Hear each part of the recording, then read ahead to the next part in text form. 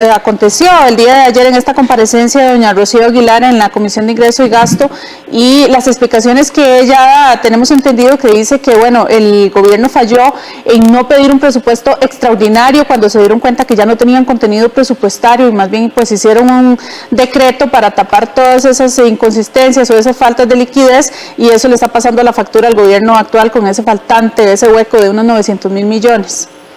Muy buenos días y muchísimas gracias por el espacio. Efectivamente, ayer tuvimos una de las comparecencias que me dejaron más satisfactorias, en el sentido que pudimos entonces desde la comisión confirmar las interpretaciones que desde hacía muchos días le veníamos dando a los datos, pero que sin embargo con los diferentes comparecientes no lográbamos afirmar algunas de esas ya interpretaciones que le veníamos dando. El gobierno no solamente fue negligente en el manejo de un presupuesto nacional, donde además existe una ley para eso. El gobierno de don Luis Guillermo Solís efectivamente se brincó o fue deficiente en una serie de principios básicos. Y aquí estamos hablando de principios que fueron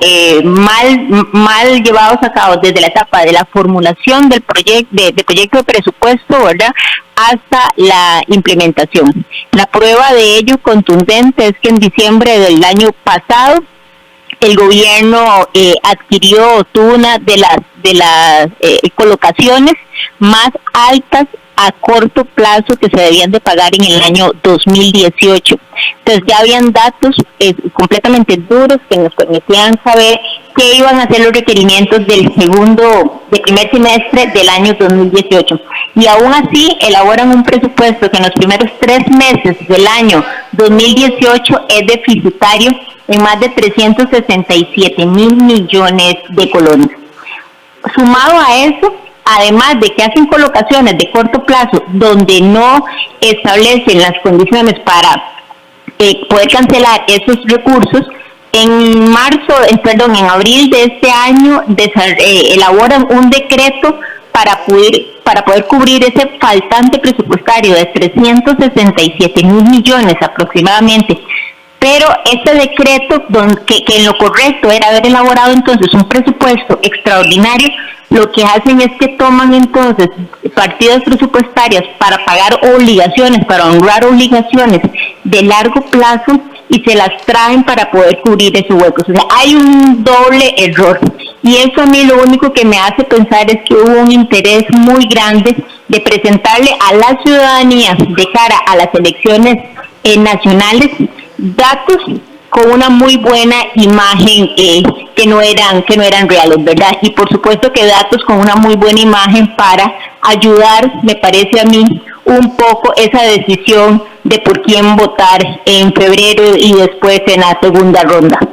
Doña Yorleni León, diputada de Liberación Nacional. Doña Yorleni, ellos en reiteradas ocasiones, tanto don Helio Fallas como don Luis Guillermo Solís, habían dicho que tenían la esperanza de que los canjes de deuda dieran para hacerle frente a ese presupuesto o al faltante que no pusieron en el presupuesto. Pero ayer doña Rocío Aguilar decía en la comparecencia que los canjes de deuda, aunque alcanzaran, daban hasta el mes de agosto de este año. Quiere decir que aún así sigue tal vez evadiendo la responsabilidad tanto del presidente como del vicepresidente. Claro, efectivamente los recursos no dieron, ¿verdad? Aún cuando se dio el tema de los canjes de deuda, no se dan porque ellos en abril habían hecho una modificación presupuestaria donde habían dejado completamente al descubierto los pagos que se debían de dar para colocaciones de corto plazo que se daban en el segundo semestre de este año. Entonces, aun cuando hubiese sido un éxito total las colocaciones, los recursos no iban a dar porque ya usted había tomado recursos de una partida presupuestaria. No había ninguna otra excusa al presupuesto del 2018, había que generarle un presupuesto extraordinario básicamente desde enero o a más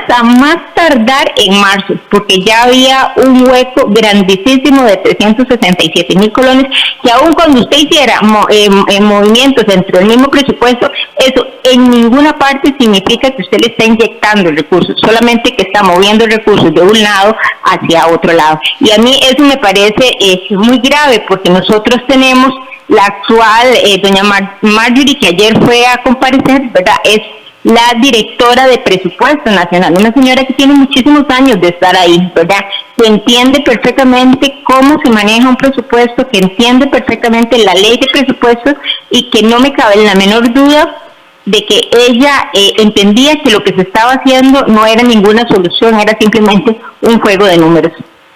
Doña Yorleni, ya para finalizar, tal vez que usted nos diga y le digamos a la población quiénes más están llamados a comparecer en esta comisión, cuáles son los planes de la comisión una vez que termine esta investigación, porque el hueco está, la falta de liquidez está, estamos en huelga porque no hay contenido presupuestario por un proyecto de ley que está estancado también, bueno, de alguna manera no está estancado, pero sí hay bastante presión desde afuera. Tal vez explicarle un poco a la población que viene de aquí en adelante, no solamente que se está investigando y demás, sino que van a recaer las responsabilidades sobre quienes pues no actuaron de la mejor forma en ese momento y que ahora nos está pasando la factura a todos los costarricenses. Hay dos pasos que son fundamentales. Uno,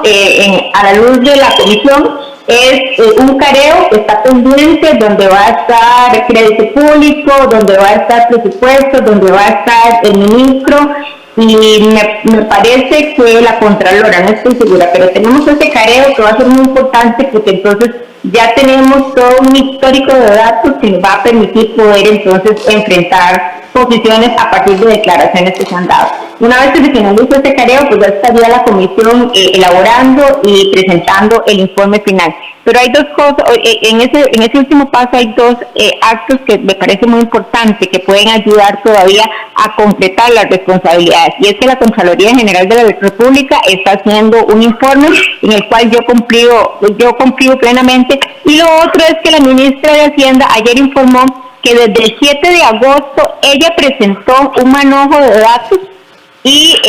una solicitud para que se atienda desde Consejo de Gobierno esa situación del famoso hueco presupuestario. Entonces ya está en manos del Consejo de Gobierno. A mí me sorprende muchísimo que aun cuando desde agosto se conoce esa información, el Consejo de Gobierno no ha avanzado, y en ese sentido vamos entonces a presionar lo que sea necesario para que el Consejo de Gobierno le preste atención y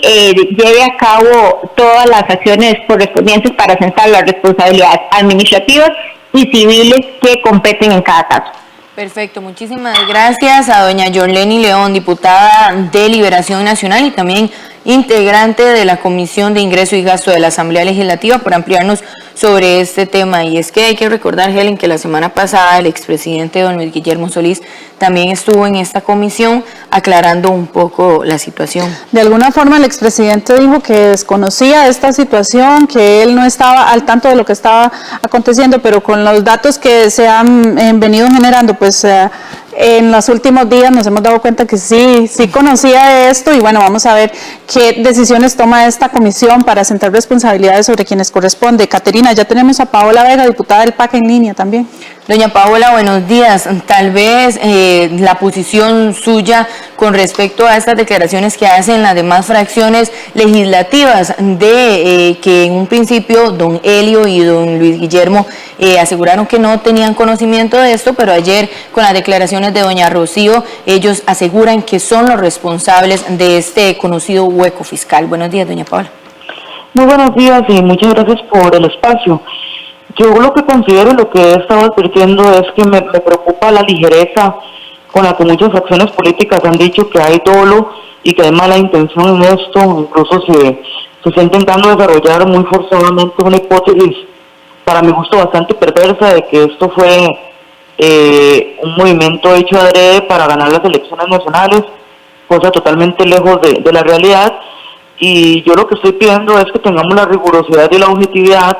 de analizar todos los datos que están sobre la mesa para verificar si hubo negligencia o no, pero sin desarrollar hipótesis tan jaladas del pelo, ¿verdad?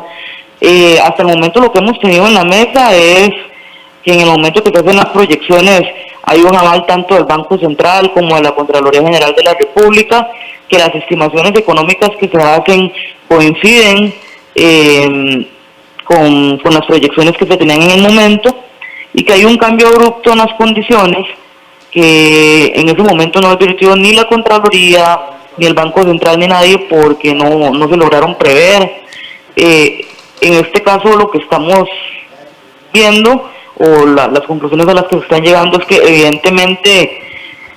sí hubo un error en la medición del riesgo, sí hubo que de repente se debió haber proyectado el riesgo de una mejor manera para evitar lo que pasó, pero en ningún momento, ninguna de las declaraciones que ha habido ha hablado de dolo, ni de una mala intención o de un manejo del presupuesto hecho de manera intencional. Hay varias evidencias de algunas actuaciones de repente un poco tardías. Por ejemplo, el director de crédito público actual debió haber advertido en su momento la necesidad de un presupuesto extraordinario y no lo hizo, pero todo eso lo vamos a estar analizando para tratar de hacer un informe lo más riguroso y lo más objetivo posible.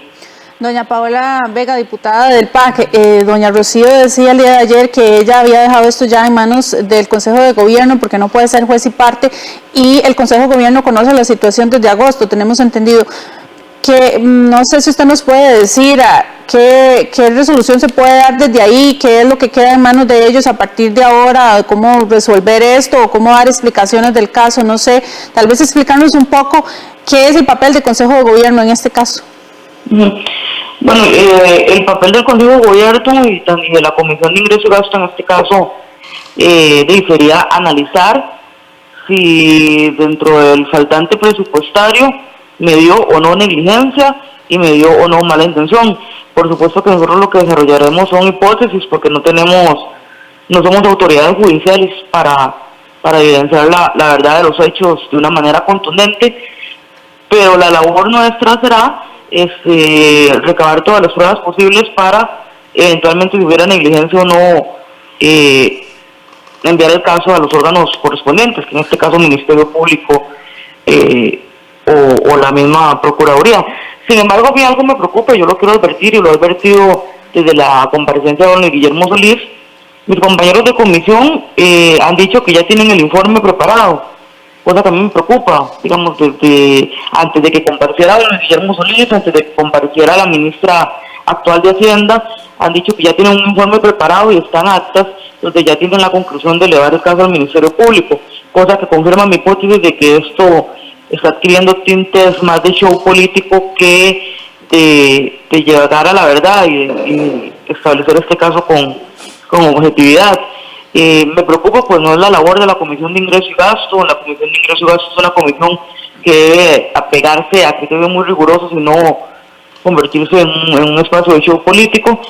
y realmente me preocuparía el rumbo que está teniendo. Pues desde el inicio se ha visto, ha sido una comisión que selectivamente ha escogido los casos. Por ejemplo, no se quiso estudiar el caso de la estructura paralela de Restauración Nacional, pero con estos casos se han dado conclusiones muy ligeras, muy apresuradas. Perfecto, muchísimas gracias a la diputada Paola Vega del PAC por ampliarnos también y darnos su posición con respecto a lo que se conoce como el hueco fiscal, o los diputados han estado investigando en la comisión como el hueco fiscal, el faltante en el presupuesto para este año 2018. Así es, ya está con nosotros Eric Fallas, que nos va a hablar un poco de las opciones de cine que tenemos para este fin y la próxima semana. Tenemos muchas y bastantes y muy diferentes. Tenemos 4 películas distintas de diferentes géneros que se estrenan este fin de semana. La primera de ellas es un documental sobre el Papa Francisco, se llama Papa Francisco, un hombre de palabra, que nos sumerge y nos lleva a su vida no solo en el Vaticano, sino a cómo él toma como punta de lanza el llamarse por primera vez Francisco. Él es el primer papa con ese nombre, y que proviene de uno de los santos más emblemáticos de la Iglesia Católica, sobre todo que abogaban por la pobreza. Entonces vemos cómo esto es como una misión que el Papa toma, y cómo él se ha ido acercando a diferentes clases sociales, también como en una época tan importante como es la actual, los usos mediáticos de la tecnología son realmente increíbles, su carisma, su humor, cómo él ha acercado y hasta ha develado ciertos problemas que existen dentro de la Iglesia Católica. Un documental hecho por el cineasta alemán Wim Wenders, de quien reconocemos muy buenos documentales como el Buenavista Social Club, La Sal de la Tierra, y un documental sobre la famosa bailarina Pina Bausch. Abbiamo tanto da fare e dobbiamo farlo insieme.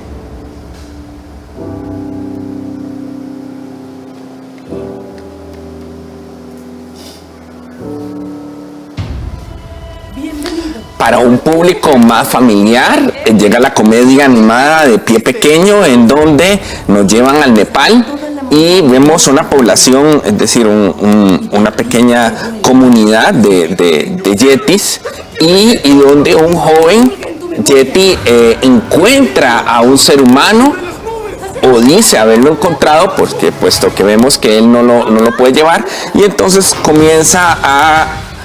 a crearse una gran polémica dentro de la comunidad y él quiere demostrar su teoría del famoso pie pequeño. Empiezan a recolectar pruebas y unos están a favor y otros en contra. Una película bastante cómica, bastante alegre para la familia.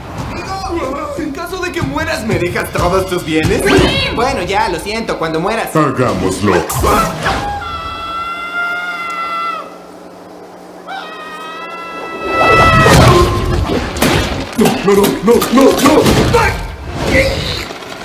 Hola, Pa. También tenemos el drama Todos lo saben, en donde Laura viaja con su familia desde Buenos Aires hasta su pueblo natal en España para asistir a la boda de su hermana, y lo que en un principio es un evento familiar lleno de cariño, humor y de grandes sentimientos se convierte en